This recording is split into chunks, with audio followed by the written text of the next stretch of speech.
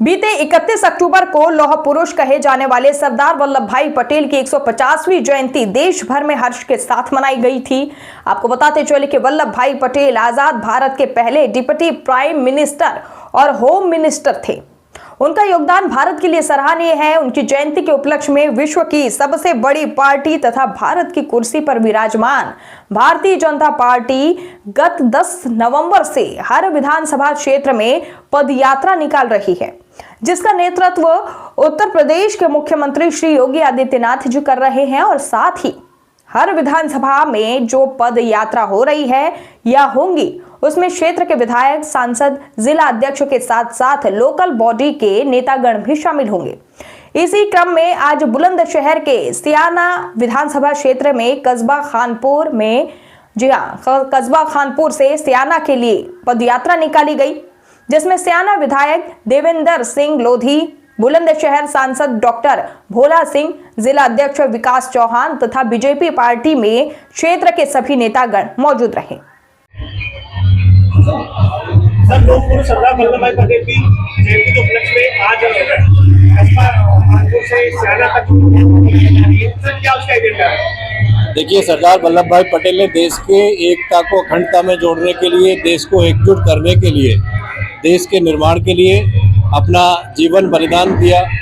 आज 150वीं जयंती के उनके अवसर पर पूरे देश में हर कोने कोने में यात्रा निकाली जा रही है और उसी के संदर्भ में आज सियाना विधानसभा की यात्रा है, जिसमें जन जन की भागीदारी एक ऐतिहासिक संकल्प के साथ में कि जो माननीय मोदी जी का विकसित भारत का संकल्प है, जो सरदार वल्लभ भाई पटेल जी का सपना था, उसको पूरा करने में जन जन की भागीदारी इस यात्रा के माध्यम से मिल रही है। बहुत भव्य यात्रा सियाना में निकाली जा रही है। सर, क्या ये कहना सही होगा कि 2027 में जो विधानसभा चुनाव आने वाले हैं उत्तर प्रदेश में, उसको ध्यान में रखते हुए एक जो जन जन में एक मैसेज पहुंचाया जाए पार्टी के द्वारा, इसलिए भी इस तरह की यात्रा निकाली जा रही है? देखिए, भारतीय जनता पार्टी अपने देश के महापुरुषों का सम्मान करती है और हमें ये याद रखना चाहिए कि जब सरदार वल्लभ भाई पटेल की स्टैचू ऑफ यूनिटी, बहुत बड़ी प्रतिमा, पूरे दुनिया में सबसे बड़ी प्रतिमा का निर्माण हुआ, तो जन जन के सहयोग से वो निर्माण हुआ। हर घर की मिट्टी और लोहा उसमें लगा। तो भारतीय जनता पार्टी माननीय मोदी जी के नेतृत्व में सिर्फ लोगों के हित के लिए, लोगों को विकसित करने के लिए, उनके जन कल्याण के लिए काम करती है। उनकी राजनीति दूसरी पार्टियां करती है। भारतीय जनता पार्टी जन सेवा और विकसित भारत के निर्माण में निरंतर काम कर रही है।